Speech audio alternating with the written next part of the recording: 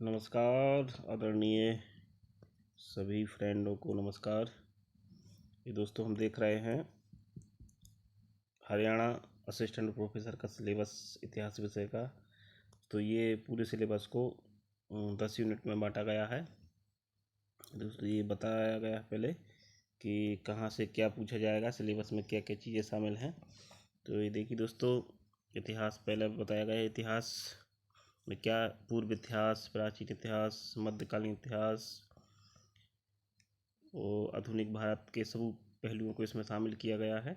राष्ट्रीय आंदोलन और ऐतिहासिक पद्धतियाँ, अनुसंधान, इतिहास लेखन, ये सभी तरह का सिलेबस बनाया गया है। इसके बाद इसमें ये कॉन्सेप्ट दिए गए हैं जो देखेंगे। जैसे ये शब्दावलियाँ हैं, जैसे भारतवर्ष है, सभा समिति है, गणराज्य है, जनपद है, ये मदरसा, स्कूल, बलू, तिक्ता, देशमुख, ये सब जो शब्दावलियाँ होती हैं या समितियों के नाम या अधिकारियों से संबंधित जो शब्दावलियाँ हैं वो इसमें दी गई हैं। अब इसके बाद में यूनिट फर्स्ट में है। यूनिट फर्स्ट में इसमें दोस्तों स्रोतों के बारे में बताना हमें। स्रोत, पुरातात्विक स्रोत, अन्वेषण, उत्खनन, पुरालेख, मुद्रा शास्त्र, पुरातात्विक स्थलों की डेटिंग, साहित्यिक स्रोत, स्वदेशी साहित्य, और इसी के साथ इसमें नवपाषाण काल, ताम्रपाषाण काल, और फिर आगे है सिंधु सभ्यता है। सिंधु सभ्यता के प्रमुख स्थल, उसका पतन के बारे में है। और इसके बाद में है फिर वैदिक काल है, वैदिक पीरियड, आर है, आर्य सभ्यता है, आर्यों के राज्य विस्तार, दार्शनिक विचार, लौह प्रौद्योगिकी, ये सब इसमें अपन को पढ़ना है। इसके बाद है महाजनपद काल, राजतंत्री व्यवस्था, गणतंत्र व्यवस्था, 6ठी शताब्दी ईसा पूर्व, आर्थिक सामाजिक विकास और शहरीकरण, और इसी के साथ बौद्ध धर्म, जैन धर्म इसमें पहली यूनिट में ये सब हमको पढ़ना है। अब आगे हम देखेंगे दूसरी यूनिट। दूसरी यूनिट में है दोस्तों राज्य से साम्राज्य। इसमें है मगध का उदय, सिकंदर का आक्रमण, उसका प्रभाव, मौर्य साम्राज्य की राजनीति, अर्थव्यवस्था, अशोक का धम्म और मौर्य साम्राज्य का पतन के बारे में इसमें बताया गया है। इसके बाद आगे है साम्राज्य का विघटन, क्षेत्रीय शक्तियों के बारे में भी इसमें दिया गया है। जैसे इंडो ग्रीक, शुंग, सातवाहन, कुषाण, शक, क्षत्रप, संगम साहित्य, दक्षिण भारत में राजनीति, समाज, जैसे संगम साहित्य के बारे में भी इसमें पढ़ना है।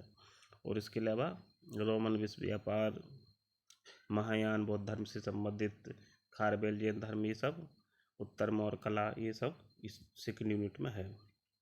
और साथ ही गुप्त बकाटक युग की राजनीति, समाज में कृषि, अर्थव्यवस्था, भूमि अनुदान, राजस्व, भूमि अधिकार, गुप्तकालीन सिक्के, मंदिर वास्तुकला, ये सब, विज्ञान प्रौद्योगिकी, खगोल विज्ञान, गणित और हर्ष और उसका प्रशासन, ये सेकेंड यूनिट में पढ़ना है। अब तीसरी यूनिट में है दोस्तों, इसमें भी क्षेत्रीय साम्राज्यों का उदय के बारे में है।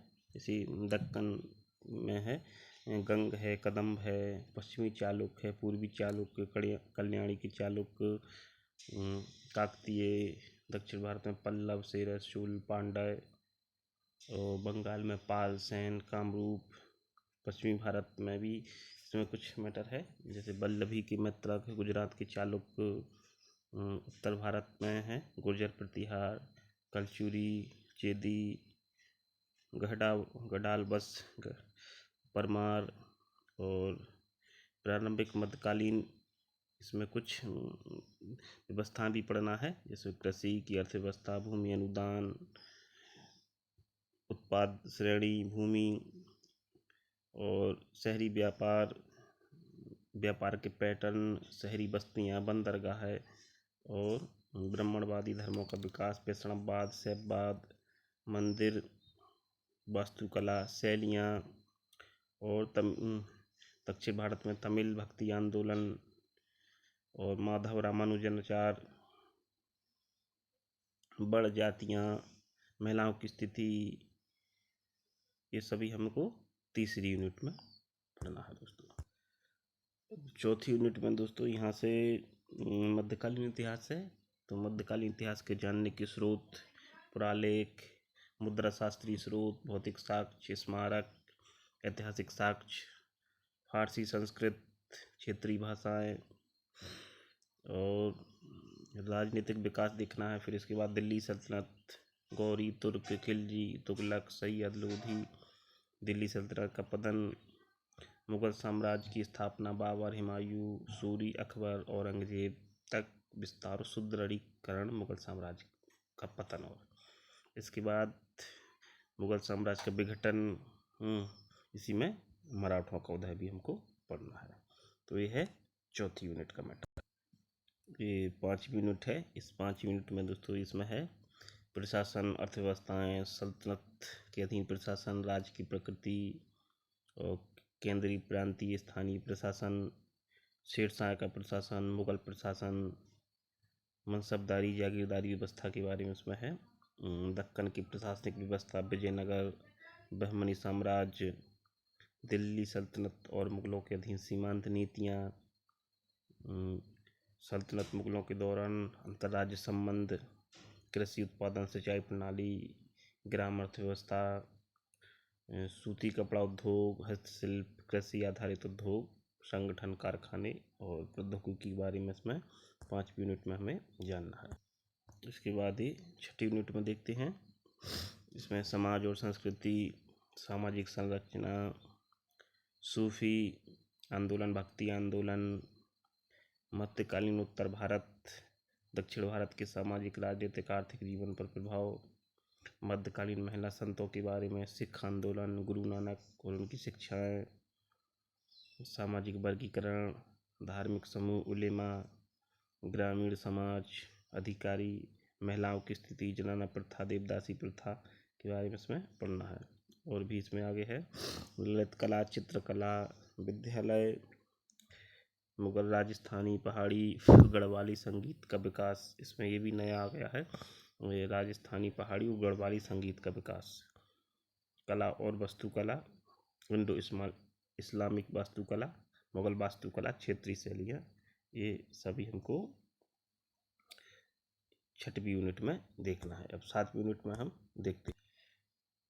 ये 7वीं यूनिट में है दोस्तों, यहाँ से आधुनिक भारत की शुरुआत है। तो इसमें है आधुनिक भारतीय इतिहास को जानने के स्रोत, पुरालेख सामग्रियाँ, जीवनियाँ, संस्मरण, समाचार पत्र, मौखिक साक्ष्य, रचनात्मक साहित्य, चित्रकला, स्मारक, सिक्के, ब्रिटिश शक्ति का उदय 16वीं से 18वीं शताब्दी में, भारत में पुर्तगाली, डच, फ्रांसीसी, ब्रिटिश व्यापारियों के बारे में हमें इसमें पढ़ना है। और आगे इसमें है भारत में ब्रिटिश प्रभुत्व की स्थापना, विस्तार हमको देखना है। फिर आगे है प्रमुख भारतीय राज्यों, बंगाल, अवध, हैदराबाद, मैसूर, कर्नाटक, पंजाब के साथ ब्रिटिश संबंध। और दोस्तों फिर आगे है 1857 की क्रांति, कारण, प्रकृति, प्रभाव, कंपनी और क्राउन का प्रभाव, ब्रिटिश कंपनी का जो प्रभाव रहा वो पड़ रहा है।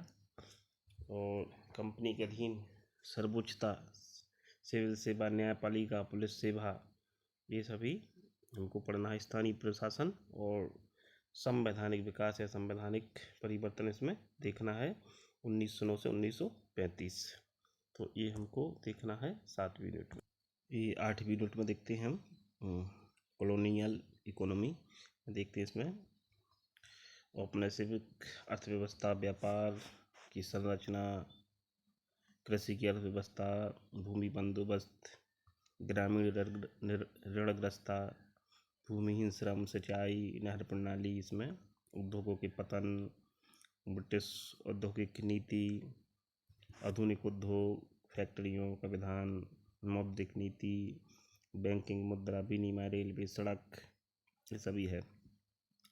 नए शहरी केंद्रों का विकास, नियोजन, वास्तुकला है, शहरी समाज और शहरी समस्याएं, अकाल महामारी के बारे में इसमें पढ़ना है। और इसके अलावा ईसाई धर्म के साथ मिशनरियाँ, नई शिक्षा नीति, आदिवासी आंदोलन, किसान आंदोलन, धार्मिक सामाजिक सुधार, मध्यम वर्ग का उद्भव, जाति संघ और गतिशीलता इसमें हमको पढ़ना है, जो 8वीं यूनिट में है।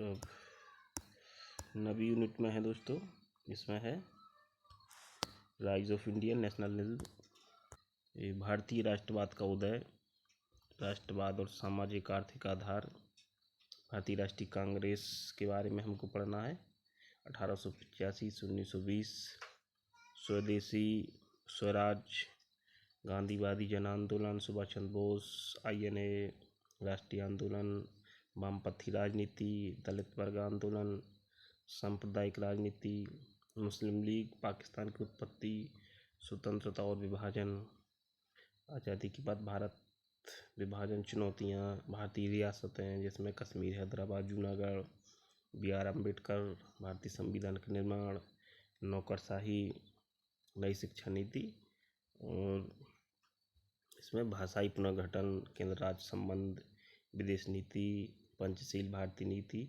ये सब इसमें हमको 9वीं यूनिट में पढ़ना है दोस्तों। अब आखिरी यूनिट देखते हैं 10वीं यूनिट दोस्तों थोड़ा अलग है।